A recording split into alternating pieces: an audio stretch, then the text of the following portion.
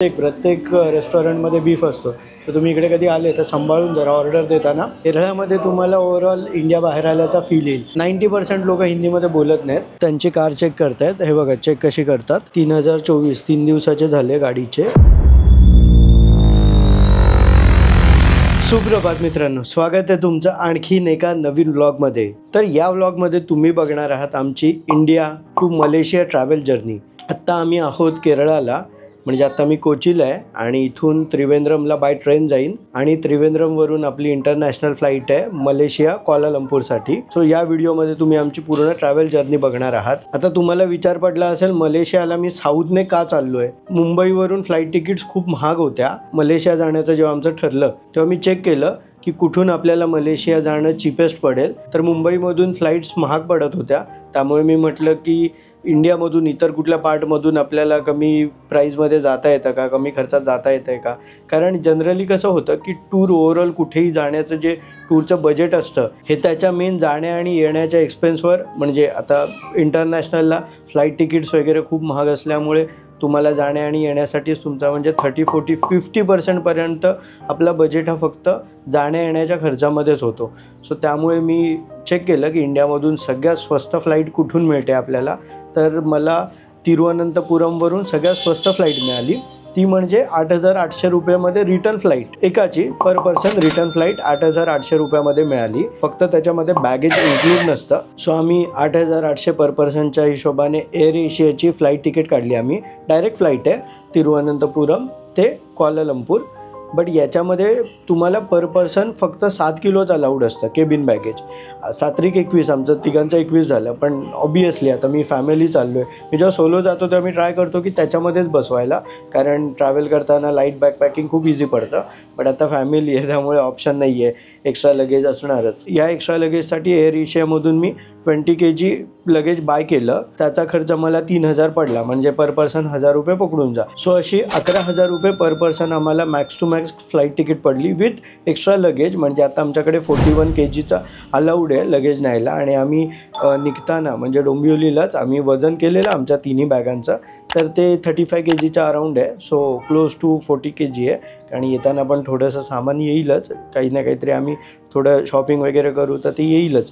त्यामुळे येताना पण 40 kg. सो जाताना 3,000 रुपये, येताना 3,000, असे 2,000 पर पर्सन आम्ही पे केले, ज्याच्यामुळे इफेक्टिव्ह रेट आमचा 11,000 पर पर्सन पडला. आता हेच आम्ही जेव्हा मुंबईवरून वगैरे फ्लाईट तिकीट बुक करत होतो तेव्हा मिनिमम 18,000 ते 20,000 रुपये फ्लाईट तिकीट पडत होती, म्हणजे 5-6,000 रुपये एक्स्ट्रा जात होते. सो 11,000 रुपयाच्या हिशोबाने आमचे तिघांचे मिळून 33,000 वगैरे जाणार आहेत. आणि मुंबईवरून जर आपण फ्लाईट तिकीट बघत होतो तर मला 18-19,000चा रेट मिळत होता. आणि त्याच्यामुळे आमचे पर पर्सन 7,000 ते 8,000 रुपये सेव्ह झाले फ्लाईटचे जाण्या येण्याचे. बट 7,000 ते 8,000 रुपये सेव्ह झाल्यामुळे आमचे जवळजवळ 20-25,000 रुपये सेव्ह झाले फ्लाईट तिकीटमध्ये आम्ही तिरुवनंतपुरमवरून केल्यामुळे. बट ह्याचाच बेनिफिट आम्हाला असा मिळाला की केरळ पण आम्हाला फिरता आलं. ॲक्च्युली टायमाचं इतकं काय आम्हाला बंधन नसल्यामुळे, आम्ही फ्री असल्यामुळे, बऱ्यापैकी आमच्याकडे वेळ असल्यामुळे, असं काही कमी डेजमध्ये जाऊन या वगैरे असं काही रिस्ट्रिक्शन नसल्यामुळे आम्ही हा ऑप्शन निवडला. म्हटलं साऊथ जाऊया, कारण शीतलचं केरळला राहिलेलं मुन्नार आणि आलेप्पी करणं. सो तेही झालं आमचं. आणि आता आम्ही चाललो आहे मलेशियाला, त्याच्यामुळे आम्ही वाया केरळा मलेशिया चाललो आहे. बाय द वे या रूममधून हा बघा खूपच छान व्ह्यू आहे. आम्हाला वाटलं की गटार वगैरे असेल, पण नाही, बॅकवॉटर टाईप आहे. खूप छान व्ह्यू आहे इथून.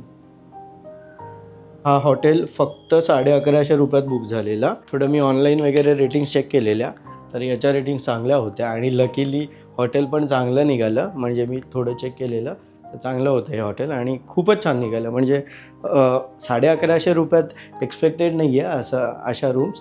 मिनिमम 2-2,500 एकदम मिनिमम तरी प्राईस असायला हवी. बट कारण खूपच मोठी रूम आहे, बघू शकता, प्लस बाल्कनी दिली आणि व्ह्यू पण खूप छान आहे. मेन म्हणजे मला या रूमचा एकच फायदा झाला की बाजूलाच आपलं जिथून मी कार रेंट केलेली ती इथून बाजूलाच आहे. म्हणजे एक 5 ते 7 मिनटाच्या कार ड्राईव्हने आम्ही तिथे पोचून जाऊ. वॉकिंग तर अजून जवळ आहे, बट तेच की इकडे रोड पूर्ण फिरून जावं लागणार आहे, त्यामुळे थोडंसं 5-7 मिनटं लागेल. सो आता कार जमा करू आणि निघूया कोची रेल्वे स्टेशनकडे, कारण कोची रेल्वे स्टेशनवरून आपली तिरुवनंतपुरमची ट्रेन आहे. सो ती ट्रेन बोर्ड करूया.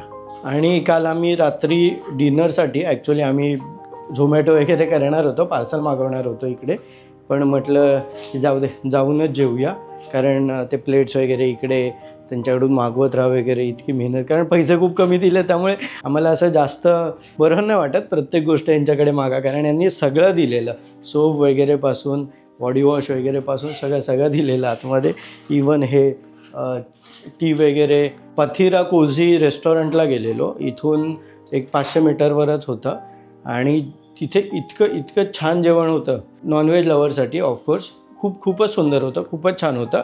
ॲक्च्युली तिकडचा व्लॉग नाही बनवला कारण कालचा व्हिडिओ आपण आधीच एंड केलेला, बट खूप छान होतं तिकडचं सगळं जेवण वगैरे.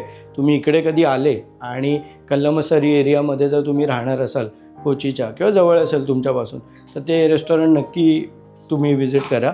मी त्या रेस्टॉरंटची पण लिंक डिस्क्रिप्शनमध्ये टाकून ठेवेन, तर तुम्ही कन्सिडर करू शकता. खूपच छान होतं आणि बिल पण आमचं 1000 रुपयाच्या अराऊंड झालं. आम्ही खूप बरंच काय खाल्लं, पण 1000 रुपयाच्या अराऊंड झालं. सो बजेट होतं. या हॉटेल लेट्स स्टेला स्टे केलेला आणि आता इथे ऑल सेट आहे, सामान वगैरे भरलं आहे आणि निघतो आहे आता पोहोचलो आहे इथे यांची कार द्यायला.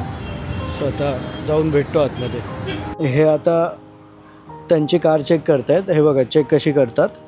त्यामुळे आपण आधीच घेताना नीट फोटोज वगैरे व्हिडिओज वगैरे काढून घ्यायचे. बाय द वे 120 किलोमीटर आपल्याला पर डेचं यांनी दिलेलं, म्हणजे मी 3 दिवसासाठी घेतलेली. सो 12×36 360 किलोमीटर 3 डेजचे होते आणि मी जास्त चालवली आहे गाडी, त्याच्यामुळे आपल्याला त्याचे पर किलोमीटर 10 रुपीजच्या हिशोबाने द्यावे लागतील. हे बघा आयडियली 360 किलोमीटरच्या आत असती तर मला एक्स्ट्रा काही द्यावे लागले नसते. आणि 482 टोटल 482 चालवली आहे मी. 120 किलोमीटरच्या अराऊंड काहीतरी चालवली आहे, तर मला 1200 रुपये एक्स्ट्रा द्यावे लागतील. तर मी मोस्टली मेट्रोने नाही जाणार, ओला किंवा उबर मागवेन आणि त्याच्याने जाईन. इकडे आपला हिशोब आहे 3024. 3 दिवसाचे झाले गाडीचे. 5000 रुपये सिक्युरिटी डिपॉझिट दिलेले, टोटल 8024. त्यातले ॲडव्हान्स मी बुकिंग ऑनलाईन केलेली तेव्हाच पे केलेले. टोटल 6000 ते मायनस करून 6024 झाले. याच्यामध्ये हा सेम 3024 रुपये 3 दिवसाचा रेंट आणि मी 124 किलोमीटर एक्स्ट्रा चालवली, त्याचे 1250 रुपये झाले. टोटल 3760 रुपये लागले मला या गाडीला. म्हणजे 3000च्या जागी एक्स्ट्रा एक्सेस चालवली, त्यामुळे 3760 रुपये आपल्याला पे करायला लागतील. आणि त्यांनी 240 डिस्काउंट दिला. हा डिस्काउंट कशाला?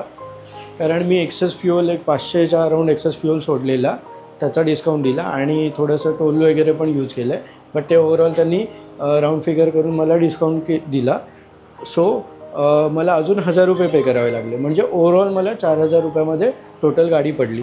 आणि आता 4000 रुपये त्यांच्याकडे बॅलन्स आहेत, म्हणजे डिपॉझिट आहेत. ते म्हणाले की 3 वर्किंग डेजमध्ये येतील. आता ते चलन वगैरे जर मध्ये काही ओव्हर स्पीडिंग किंवा काही असेल तर त्याचं काही चलन वगैरे आला तर ते त्या 4000तून मायनस करतील, त्याच्यामुळे त्यांनी ते 4000 डिपॉझिट ठेवतं. बाकी सगळं त्यांनी चेक केलं, सगळं नीट होतं, काही प्रॉब्लेम नाही. सो आता आम्ही निघू आणि 3 दिवसात ते म्हणाले की 4000 रिफंड येतील. त्यांनी अकाउंट डिटेल वगैरे घेतली आहे. सो असा आमचा एक्सपिरियन्स होता हा कार रेंटलवाला. खूपच स्मूथ होतं, खूपच नीट होतं, काही प्रॉब्लेम नाही. फक्त जेव्हा कार घेतली तेव्हा एक इश्यू आलेला, गाडीची हेडलाईट म्हणजे लेफ्टची चालत नव्हती, डिपर चालत नव्हता, अप्पर चालत होता. तर थोडंसं तो माणूस रूड होता, तो डायरेक्ट कॅन्सल करायला लागला. मग मी थोडं चढलो त्याच्यावर आणि म्हटलं की ओनरला वगैरे कॉल करतो. त्यानंतर मग त्याने बाजूलाच त्यांचं वर्कशॉप आहे, तिथे जाऊन पटकन हेडलाईट चेंज करून दिली वगैरे. पण तेच की तो थोडासा एक्सपिरियन्स खराब आलेला, मी सांगणार नव्हतो, बट म्हटलं सांगूया तुम्हाला पण कळायला. सो असं होतं. बट ओव्हरऑल सगळं स्मूथ होतं, नीट, छान ट्रॅव्हल कंपनी आहे. तुम्ही ऑनलाईन यांच्याकडून बुक करू शकता.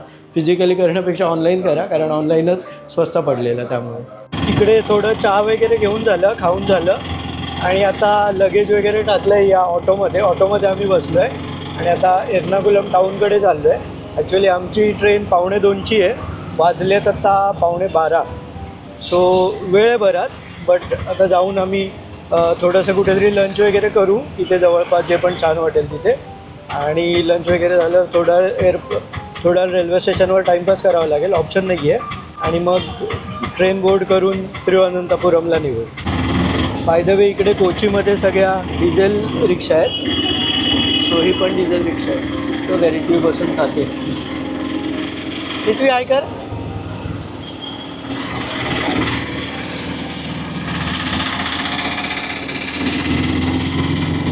आता रेल्वे स्टेशनला पोहोचलो आहे आम्ही. रेल्वे स्टेशन आहे एर्नाकुलम टाऊन, सेम रेल्वे स्टेशनला आम्ही मुंबईवरून इकडे आलेलो तेव्हा याच रेल्वे स्टेशनला उतरलेलो. आणि आता इथून तिरुवनंतपुरमची ट्रेन पण इथूनच आहे एर्नाकुलम टाऊनवरून. हे इथे मागे एक लॉक रूम आहे, इथे आपल्या बॅगेज जमा केल्या आहेत. इकडे 20 रुपये पर बॅग घेतलं आहे त्यांनी, अशा 60 रुपये आपल्या 3 बॅग आहेत त्यामुळे. आणि आता इथे इन्फॉर्मेशन डेस्कला एकदा एन्क्वायरी करतो की कोणत्या प्लॅटफॉर्मवर ट्रेन येते, कारण ट्रेन आहे 1:45ची, म्हणजे 2चीच आहे पकडा, कारण 1:55ची आहे. आणि आता वाजलेत 12:30 होत आलेत. म्हटलं बॅगेज जमा करतो म्हणजे आम्ही मोकळे. आता आजूबाजूला चांगलं रेस्टॉरंट कोणतं आहे रेटिंग वाईज चेक करतो आणि तिकडे जाऊन थोडं जेवून घेऊ आम्ही. आणि जवळजवळ 2ची ट्रेन आहे त्यामुळे इथे 1:15-1:30पर्यंत इथे पोचून जाऊ आम्ही रिटर्न. ट्रेन ऑन टाईम आहे, मी गुगलवर चेक केलं, ट्रेन ऑन टाईम आहे सध्या. आता रेल्वे स्टेशनच्या बाजूलाच एक चारकोल शॅक म्हणून रेस्टॉरंट होतं, तिकडे आलो आहे. याच्या रेटिंग खूप जास्त होत्या, जवळजवळ क्लोज टू 7,500, त्यामुळे इकडे आलो आहे. आम्हाला भूक नाही आहे एवढी, पण म्हटलं थोडंसं काहीतरी लाईट खाऊया. सो एक शॉर्मा मागितला आहे आणि हा ज्यूस पण चांगला आहे. इकडे ज्यूसचं मला वाटतं सगळीकडे खूपच प्रचलन आहे, सगळ्या रेस्टॉरंटमध्ये असतं. प्रॉपर एक ज्यूस काउंटर असतो आणि चांगल्या क्वालिटीचं असतं, मिक्सिंग वगैरे नसतं. फ्रेश ज्यूस देतात, म्हणजे फ्रेश फ्रूटचं असतं.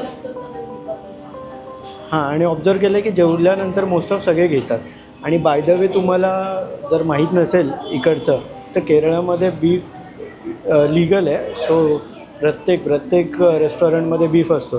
तर तुम्ही इकडे कधी आले तर सांभाळून जरा ऑर्डर देताना सांभाळून ऑर्डर देत जा. आणि केरळामध्ये तुम्हाला ओव्हरऑल इंडिया बाहेर आल्याचा फील येईल, कारण इकडे तुम्ही हिंदीमध्ये म्हणजे 90% लोक हिंदीमध्ये बोलत नाहीत. तर त्यांना येत नाही की खरंच बोलत नाहीत, मुद्दाम बोलत नाही, आपल्याला माहिती नाही आहे. बट 90% लोक बोलत नाही. सो तुम्हाला इंग्लिशमध्ये बोलावं लागतं. इंग्लिश पण बऱ्याच लोकांना येत नाही. सो तुम्हाला काइंड ऑफ फॉरेनला आल्यासारखं इकडे फील होतं केरळामध्ये येऊन.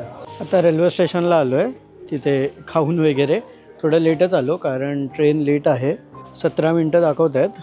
सो येईल आता 17 मिनटं ट्रेन आणि चढू. डिले आहे ट्रेन, आयडियली आत्ता यायला पाहिजे होती, 1:55चा टाईम होता, बट आता 17 मिनटं डिले, म्हणजे 20 मिनटाचा डिले ट्रेनला. आली की बोर्ड करू. बाय द वे आम्ही या 3 बॅग आणल्या आहेत, प्रत्येकाची एक बॅग आहे. सगळ्यात जी मोठी आहे ती रिथवीची, ही शीतलची, आणि जी सगळ्यात छोटी आहे ती माझी. पण त्यात पण ट्विस्ट आहे, त्याच्या 1 पोर्शनमध्येच माझा ॲक्च्युअल सामान आहे. बाकी यांचे शूज, म्हणजे माझे पण शूज आहेत आणि इतर गोष्टी आहेत. सो सगळ्यात कमी सामान माझं आहे. आता ट्रेन आली आहे, बोर्ड करू आम्ही. खूपच सुंदर आणि सिनिक जर्नी कंप्लीट होत आता आमची ही ट्रेन जर्नी संपत आली आहे. आता आम्ही पुढचं असं प्लॅनिंग केलं, आता 6:30 झाले आहेत आणि आमची फ्लाईट आहे रात्री 12 वाजताची. त्यामुळे एअरपोर्टला 9 वाजेपर्यंत वगैरे पोहोचलो तरी काही प्रॉब्लेम नाही आहे. सो आत्ता गेलो तर आम्ही 8पर्यंत एअरपोर्टला पोहोचू. सो आमचं असं प्लॅनिंग चालू आहे. रेल्वे स्टेशनला उतरलो की सेम जसं तिकडे क्लॉक रूमला बॅग जमा केलेल्या तशा इथे पण जमा करू. आणि इकडे एक झमझम म्हणून रेस्टॉरंट आहे. जेव्हा मी 2016ला रोड ट्रिप करत आलेलो तेव्हा पण आम्ही त्या रेस्टॉरंटला गेलेलो. खूपच भारी होतं सगळं टेस्ट वगैरे. त्यामुळे आता पुन्हा तिकडे जाण्याचा प्लॅनिंग चालू आहे. सो आम्ही क्लॉक रूमला बॅग जमा करू आणि तिकडे जाऊ. रेल्वे स्टेशनपासून ते झमझम रेस्टॉरंट 5.5 किलोमीटर वगैरे आहे, पण इकडे ओला उबर सगळं चालतं. सो त्यातलं काहीतरी मोड ऑफ ट्रान्सपोर्टेशन करून तिकडे जाऊ, परत रिटर्न येऊन बॅगेज घेऊन एअरपोर्टकडे निघू. आता इथे तिरुवनंतपुरम पेट्टा रेल्वे स्टेशनला थांबलो आहे. कॅबची वाट बघतो आहे. कॅब आली की मग निघू एअरपोर्टकडे. इकडे सामान आहे ठेवलेला. ते आम्ही आधी रेस्टॉरंटला जाण्याचं प्लॅनिंग केलेलं, पण नाही जात आहे. उगाच घाई होणार, कारण आम्ही ओला वगैरे मागवत होतो ना कॅब, तर यायला खूप वेळ लागत होता. म्हटलं सेम सिच्युएशन नंतर पण झाली तर उगीचच घाई धावपळ होईल, त्यामुळे डायरेक्ट एअरपोर्टला चाललो आहे आता.